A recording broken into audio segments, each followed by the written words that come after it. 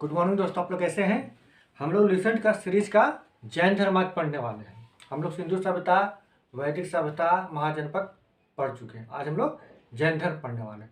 चलिए जैन धर्म का थोड़ा सा हम लोग कॉन्सेप्ट समझ जाते हैं, फिर जो लुसेंट पे दिया हुआ है उसका पॉइंट को हम लोग डिस्क्राइब कर लेंगे। देखिए हम लोग सिंधु सभ्यता पढ़े। सिंधु सभ्यता ये कब से कब तक था? 2400 से 1700 BC, ठीक है ना। फिर आगे हम लोग बढ़ते हैं, फिर आते हैं हम लोग वैदिक काल। वैदिक काल ये कब से कब तक था? 1500 से 600 BC, ठीक है ना। दो भागों में 1500 से 1000 BC ऋग्वैदिक काल, और क्या दूसरा क्या था? 1000 BC, 1000 से 600 BC क्या था? उत्तर वैदिक, यही था ना काल, ठीक है। इस समय क्या था? प्रशासनिक इकाई जन, कुल ग्राम 20 जन राष्ट्र में बटा हुआ था, यानी छोटा छोटा जन में बटा हुआ था, छोटा छोटा जन में बटा हुआ था, कबीला के रूप में, है ना। कुल ग्राम मिलकर जन का निर्माण हुआ और ये छोटा छोटा जन में बटा हुआ था। यही जन आगे चलकर 2 जन या 3 जन मिलकर क्या बन गया? जनपद बन गया। यानी फिर आगे जाके थोड़ा बड़ा बड़ा रूप ले लिया और ये बन गया क्या? जनपद। ये था जन, ये हुआ जनपद, है ना। फिर आगे जाते हम लोग क्या आते हैं? महाजनपद में। महाजनपद, महाजनपद क्या था? यह था आपका 600 से 400 BC के आसपास का इतिहास पढ़ेंगे। अभी जनपद भी आपस में जुड़ा, विस्तार पाया, है ना। ये मान लीजिए कि इस पर अटैक कर दिया, ये इस पर अटैक कर दिया, और एक बड़ा जनपद का निर्माण हो गया। तब अब जनपद बन गया महाजनपद, तब बन गया महाजनपद, यानी बड़ा बड़ा महाजनपद में तब्दील हो गया, है ना। ये तब्दील हो गया और ये 16 जनपद में, महाजनपद में बढ़ गया। टोटल संख्या कितना था? 16, जो कि हम लोग महाजनपद वाला चैप्टर में पढ़ चुके हैं, ठीक है ना। आगे देखते हैं। जब महाजनपद बैठ गया ये, तो देखिए इसमें राजनीतिक परिवर्तन हुआ। एक तरफ देखिए वहां छोटा छोटा कबीला पे शासन हो रहा था, अब कितना बड़ा कबीला, कितना बड़ा एरिया पे शासन होने लगा, ठीक है ना। दूसरी बात है कि आपका इतना छोटा छोटा जब शासन हो रहा था तो इन लोग अर्थव्यवस्था में क्या था? छोटा छोटा था, है ना। लेकिन अब लोहा का आविष्कार हो चुका था, लोहा का खोज हो चुका था और लोहा का उपयोगिता भी बढ़ चुका था। इससे क्या कृषि में परिवर्तन हुआ, कृषि में विस्तार हुआ। अब धन पहले से ज्यादा कमाने लगा आदमी, तो यहाँ का अर्थव्यवस्था में भी सुधार हुआ। यानी राजनीति में परिवर्तन हुआ, अर्थव्यवस्था में सुधार हुआ। तब इसका धार्मिक जीवन जो था ना, समाज का जो धार्मिक जीवन था उसमें भी परिवर्तन हुआ, और उसी परिवर्तन का फलस्वरूप जैन धर्म और बौद्ध धर्म जैसा धार्मिक संगठन आगे आया, धर्म आगे आया, है ना। क्योंकि महाजनपद के काल में क्या हो गया था? ये जो वैदिक धर्म जो था ना, वैदिक धर्म, उसमें बहुत सारा आडंबर, बहुत सारा दिखावा, बहुत सारा कर्मकांड आ चुका था, जिससे आम जनता परेशान था, है ना। भगवान के नाम पे, मुक्ति के नाम पे, मोक्ष के नाम पर वैदिक धर्म में बहुत सारा कुरीति आ चुका था। उस कुरीति से मुक्ति के लिए आपका महाजनपद के समय में बौद्ध धर्म और जैन धर्म जैसे कुछ धर्मों का आगमन हुआ, जो आम जनता उसको फिर स्वीकार करता है और ये धर्म आगे फिर बढ़ता है। तो हम लोग अब जैन धर्म पढ़ने वाले, ठीक है ना। ये छोटा सा बुनियाद बता दिए और एक आपको लिंक बता दिए कैसे लिंक बैठा, क्योंकि महाजनपद में फिर जैन धर्म ही क्यों आता है। इसके पहले भी तो जैन धर्म आ सकता था। तो महाजनपद में आने का कारण यही था कि सब कुछ में परिवर्तन हो रहा था, सामाजिक, आर्थिक, राजनीतिक सब जीवन में परिवर्तन हो रहा था, तो धार्मिक जीवन में भी परिवर्तन होना ही था, ठीक है ना। तो आगे हम लोग बढ़ते हैं जैन धर्म की ओर। चलिए इससे क्या होगा कि हम लोग इंटरलिंक करके पढ़ेंगे, तो सब बात हम लोग को ध्यान में रहेगा, और क्वेश्चन अगर थोड़ा आगे पीछे भी करके यानी कि थोड़ा टेस्ट करके भी देगा, तो आप अपना कॉन्सेप्ट से, अपना ज्ञान से आंसर तक पहुंच सकते हैं। देखिए जैन धर्म, अब हम लोग जैन धर्म पढ़ने वाले हैं। जैन धर्म का मतलब क्या होता है? जैन का मतलब क्या होता है भाई? पहले जान लेते जैन। जैन का मतलब क्या होता है? जैन का मतलब होता है जो जिन का अनुयायी हो, जो जिन का अनुयायी हो, जिन का अनुयायी, जो जिन का अनुयायी हो जैन कहलाता है, ठीक है ना, जिन का अनुयायी जैन कहलाता है। जिन का मतलब क्या होता है, आपको लगे जिन का मतलब क्या होता है? जिन का मतलब होता है विजेता या जीतने वाला। जिन का मतलब होता है जीतने वाला, जीतने वाला। तो आपको फिर प्रश्न, क्या जीतने वाला? तो इंद्रियों को जीतने वाला। ये क्या था? इंद्रियों को जीतने वाला था, इंद्रियों को जीतने वाला जिन का लाया, है ना, इंद्रियों को जीतने वाला जिन का लाया, और जिन का अनुयायी जैन का लाया। क्लियर? चलिए यहां तक हम लोग समझ चुके हैं। अब आगे हम लोग बढ़ते हैं। और ये जैन धर्म का आगमन क्यों हुआ बता दिए, क्योंकि महाजनपद काल आते आते वैदिक काल में बहुत सारा कुरीति आ चुका था, आडंबर आ चुका था, दिखावा आ चुका था। मुक्ति के नाम पर जनता को लूटा जा रहा था। तो जैन धर्म, बौद्ध धर्म जैसे धर्म आते हैं और बताते हैं कि मुक्ति आसान है, मोक्ष आसान है, कुछ नियम कानून है, उसको हम लोग पालन करते हैं तो आम जनता, हम लोग साधारण भी लोग भी मुक्ति पा सकते हैं। इसके लिए किसी ब्राह्मण के पास जाने की आवश्यकता नहीं है, किसी कर्मकांड करने की कोई आवश्यकता नहीं है। ठीक है, चलिए हम लोग जैन धर्म पढ़ते हैं।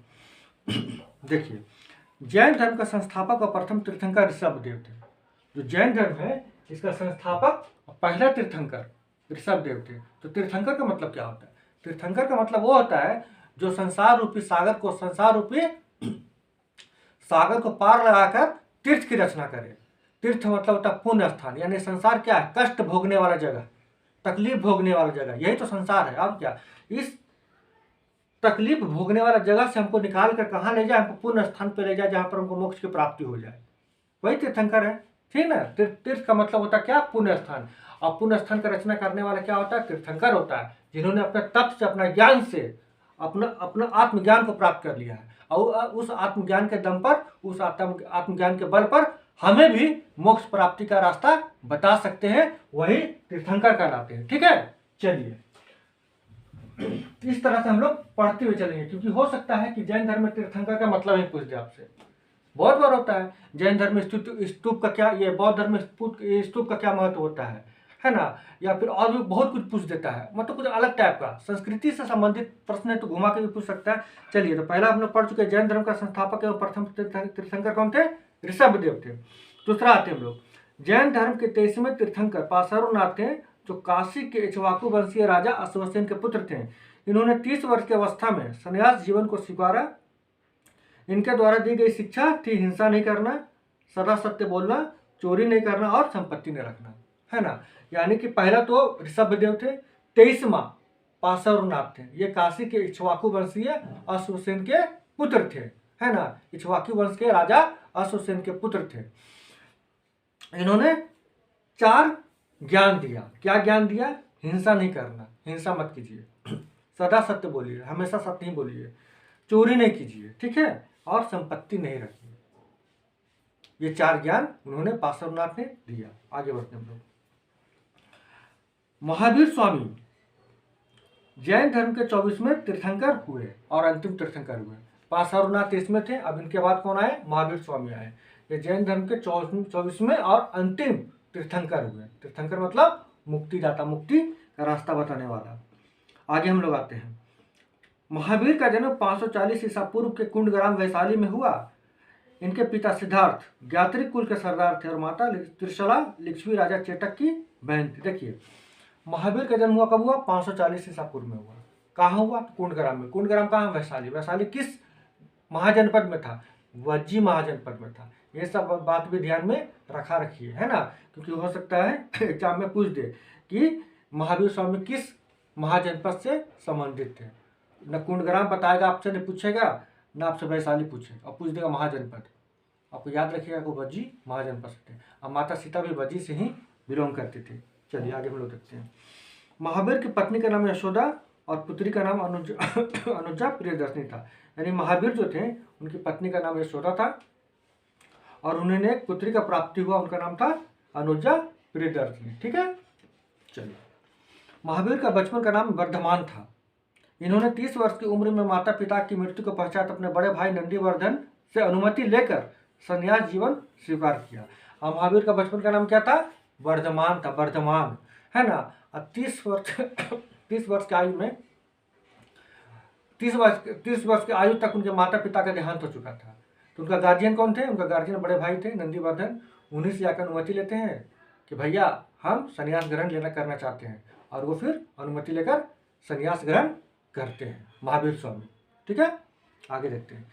12 वर्षों की कठिन तपस्या के बाद महावीर को जिरिम्बिक के समीप ऋजुपालका नदी के तट पर साल वृक्ष के नीचे तपस्या करते हुए संपूर्ण ज्ञान का बोध हुआ। इसी के समय महावीर जिन यानी विजेता, अरहत यानी पूज्य, और निर्ग्रंथ यानी बंधनहीन कहलाए। यानी 30 वर्ष में तो संन्यास ले लिए, 12 साल तपस्या किए, और 12 साल के बाद उनको ज्ञान की प्राप्ति होती है, आत्मज्ञान का बोध होता है, और वो ज्ञान प्राप्ति करने के बाद जिन यानी विजेता कहलाए, यानी अपने इंद्रियों को जीत चुके थे। अरहत यानी पूज्य कहलाए, अरहत यानी कि पूज्य कहलाए। एक मिनट कर देते हैं, थोड़ा खांसी हो चुका है। ठीक है, आगे बढ़ते हम लोग। 12 वर्षों के कठिन तपस्या के बाद महावीर जिरुम्बिक के समीप ऋजुपालका नदी के तट पर ज्ञान प्राप्त उनको होता है। ठीक है ना। ऋजुपालका नदी कहाँ है? आपका बिहार में जमुई, जमुई देख रहे हैं ना, जमुई के आसपास के एरिया, आसपास के क्षेत्र में ऋजुपालका नदी बहती है, वहीं पर उनको ज्ञान प्राप्त हुआ था। ज्ञान प्राप्ति करने के बाद महावीर जिन कहलाते। जिन, जिन का मतलब क्या हो गया? विजेता। अरहत, अरहत का मतलब होता है पूज्य, और निर्ग्रंथ का मतलब होता है बंधनहीन, ये कहलाए। तो इसको याद रखिएगा, 3 चीजें ना, जिन, अरहत और निर्ग्रंथ, एकदम याद रखिएगा। जिन का मतलब विजेता, बताए भी थे, जिन का मतलब विजेता। दूसरा, अरहत का मतलब पूज्य होता है, और निर्ग्रंथ का मतलब बंधनहीन कहलाए। ठीक है। महावीर ने अपना उपदेश प्राकृत भाषा में दिया। महावीर अपना उपदेश प्राकृत भाषा में दिया, यानी कि अर्धमागधी में दिया, यानी जन सामान्य का भाषा, जो जन साधारण लोग जो भाषा में बात करता था उसी भाषा में अपना उपदेश दिए, ताकि आम लोग आम भाषा में बातों को समझ जाए। उसके लिए संस्कृत जैसा विद्वानों वाला भाषा पढ़ने कोई जरूरत नहीं है ना, यानी मुक्ति का मार्ग उन्हें भी पता चल जाए साधारण तरीका से। देखिए आगे है क्या। महावीर के प्रथम अनुयायी उनके दामाद जामिल बने। महावीर का प्रथम अनुयायी उनके दामाद जामिल बने। उनका दामाद का नाम जामिल था, यानी वो अनुजा प्रियदर्शनी का पति थे। ठीक है, आगे देखते हैं। प्रथम जैन भिक्षुणी नरेश दधिवाहन की पुत्री चंपा थी। नरेश दधिवाहन की पुत्री कौन थी? चंपा। ठीक है ना, वो पहली जैन भिक्षुणी बनी थी। आगे देखते हैं हम लोग। महावीर ने अपने शिष्यों को 11 गंधर्वों में विभाजित किया। महावीर जितने भी शिष्य थे उसको 11 गंधर्व में बांट दिए, 11 गंधर्व में बांट दिए। ठीक है ना। आचार्य आर्य सुधर्म अकेला गंधर्व था जो महावीर के मृत्यु के बाद भी जीवित रहा, और जैन धर्म का प्रथम थेरा या मुख्य उपदेशक रहा। यानी 11 गंधर्व में आर्य सुधर्मा ही था जो महावीर की मृत्यु के पश्चात भी जीवित रहा, और जैन धर्म का क्या बना? तो प्रथम थेरा बना और प्रमुख उपदेशक भी बना। ठीक है ना, आचार्य सुधर्मा या आर्य सुधर्मा।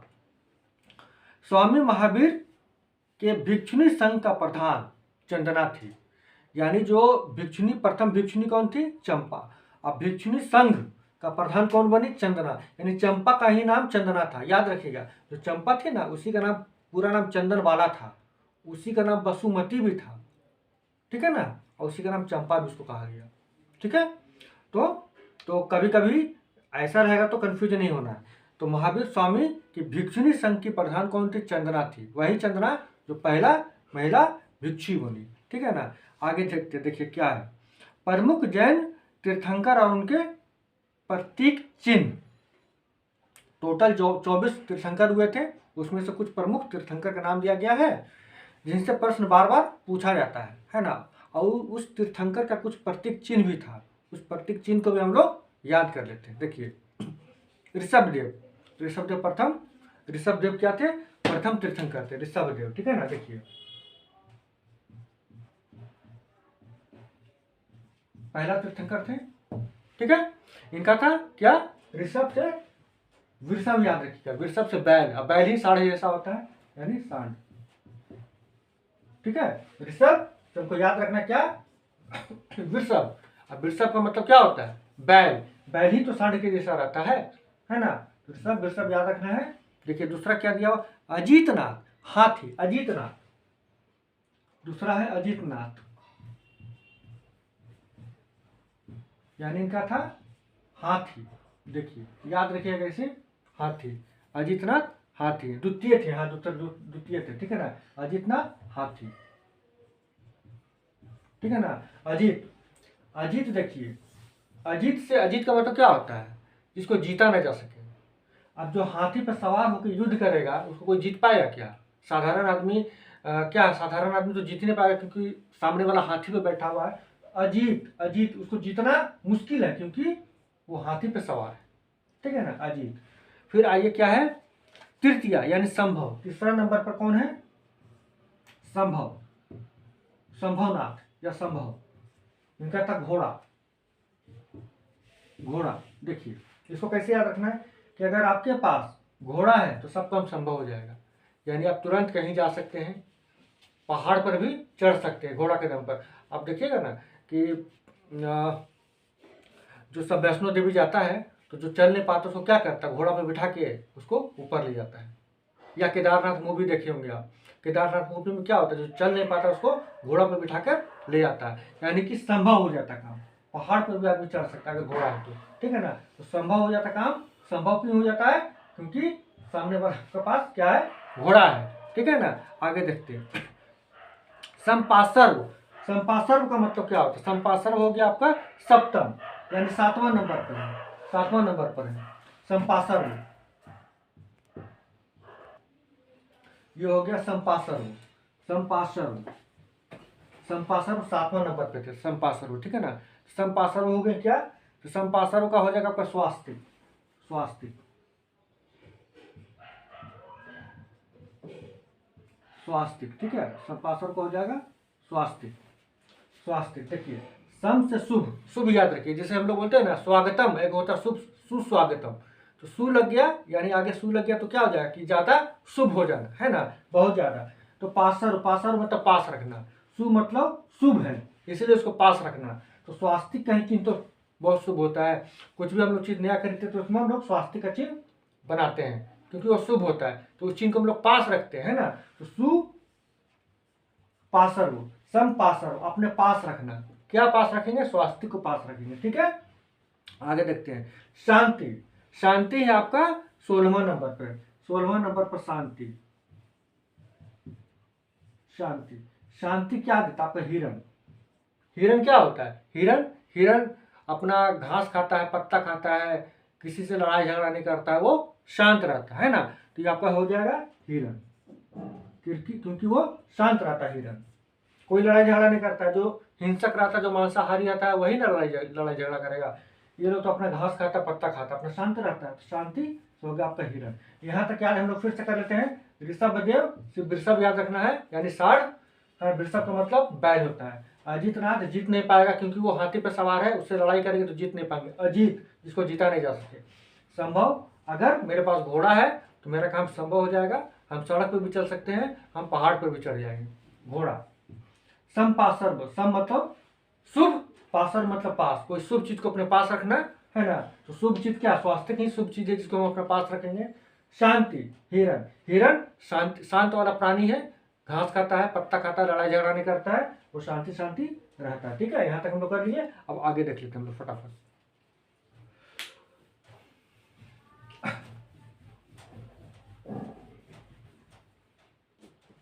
देखिए आगे क्या है, अरनाथ, अरनाथ है 18वां, अरनाथ, अरनाथ है 18वां नंबर पर, अरनाथ, अरनाथ है, इनका है मीन, मीन है इनका, मीन, मीन देखिए, अर्थ याद रखिए, अरहर, अर्थ तो है ही है, उसमें हर भी लगा दिया, अरहर, अरहर, अरहर का मतलब क्या होता है, अरहर का दाल होता है, अरहर का दाल होता है। तो मान लो कोई व्यक्ति होगा, उसको अरहर का दाल नहीं खाना है, उसको मछली खाना है, मीन मतलब क्या होता है, मछली, तो उसको मछली का झोल खाना है, कि हमको अरहर का दाल नहीं खाना है, हमको मछली का झोल खाना है, यानी कि मीन का मतलब मछली, इसका मतलब मछली होता है, मछली होता है ना, हाँ। तो इसको अरहर का दाल नहीं खाना है, इसको मछली का झोल खाना है, ठीक है ना। तो याद रखिए अरनाथ का मीन, अरनाथ का मीन, ठीक है। आगे देखते हैं हम लोग, आगे क्या है, नामी, नामी 21वीं, नामी का होगा नीलकमल, नीलकमल है ना, नीलकमल। देखिए इसको कैसे याद रखेंगे, नामी, कमल कहाँ खिलता है? जहाँ नमी रहता है। नमी का मतलब जहाँ पानी रहता है ना, यानी कि खूब नमी है, खूब नमी है तो वहाँ नीला कमल खिलेगा, क्योंकि पानी का रंग कैसा होता है? नीला रहता है, और वहाँ खूब नमी है तो इसका रंग तो, कमल का रंग तो ऐसे गुलाबी रहता है, लेकिन इतना ज्यादा नमी है, इतना ज्यादा पानी है कि इसका रंग क्या हो गया? नीला हो गया, नील कमल हो गया। नामी से नील कमल, एक दो बार बोलिएगा, नामी नील अपने हो जाएगा, है ना, नामी नील कमल। ठीक है, अब आते हैं हम लोग क्या है, अरिष्ट नेमी 22 में, अरिष्ट नेमी 22वां, अरिष्ट नेमी 22वां है, इनका है शंख। शंख, इनका क्या है? शंख। ठीक है, तो देखिए, अगर मान लो कहीं अरिष्ट को आप अनिष्ट समझिए, अनिष्ट, अनिष्ट मतलब कुछ गलत हो जाना है। मान लो कहीं अनिष्ट कुछ हो जाता, अनिष्ट कुछ हो जाता तो क्या करते हैं? शंख बजाते हैं, है ना। मान लीजिए कि कहीं कुछ अशुभ घटना घट रहा है, घर में अशुभ घटना घट रहा है, अशुभ बातें घट रही है, तो वहाँ पर हम लोग क्या करते हैं? हम लोग पूजा करते हैं, घंटी बजाते हैं, शंख बजाते हैं, ताकि सब कुछ शुभ हो जाए। तो शंख क्या कर देता? शुभ कर देता है, यानी अनिष्ट को समाप्त कर देगा। अनिष्ट को खत्म करने के लिए हमको शंख बजाना पड़ेगा। ठीक है, तो अरिष्ट नेमी शंख, याद रखना, अरिष्ट नेमी शंख। फिर क्या है? पार्श्व, यानी 23वां। 23वां तो हम लोग पढ़े थे, पार्श्वनाथ। पार्श्व है 23वां, इनका है सर। देखिए, हम लोग पढ़े थे, समपार्श्व पढ़े थे। समपार्श्व क्या था? स्वास्तिक, यानी स लगा हुआ है, और पार्श्व मतलब पास, और स मतलब शुभ, शुभ चीज को अपने पास रखना तो स्वास्तिक है। लेकिन पास नहीं जाना। किसका पास नहीं जाना? सर्प के पास नहीं जाना, क्योंकि सर्प आपको डस लेगा, काट लेगा, है ना। तो पार्श्व मतलब पास नहीं जाना, पार्श्व मतलब पास नहीं जाना। किसके पास नहीं जाना? सर्प के पास नहीं जाना। लेकिन संपार्श्व रहेगा तो शुभ हो जाएगा, इसलिए स्वास्तिक हो जाएगा। ठीक है, ये हो जाएगा आपका 23वां। पार्श्व मतलब सर, पार्श्व का सिर, सर। आगे है महावीर। महावीर आपका 24वां तो आपको पता ही है, अंतिम, और 24वां महावीर, इनका हो जाएगा सिंह। तो विशाली जो महावीर कौन है? सिंह ही है, और तो कोई है नहीं। महावीर यानी सिंह। तो दोस्तों, आज हम लोग यहीं तक रखते हैं क्लास को। आगे हम लोग फिर जैन धर्म को कंटिन्यू करेंगे। थोड़ा सा बचा है, ज़्यादा नहीं बचा है। फिर इसको कंटिन्यू करके हम लोग अगला चैप्टर बौद्ध धर्म चल जाएंगे।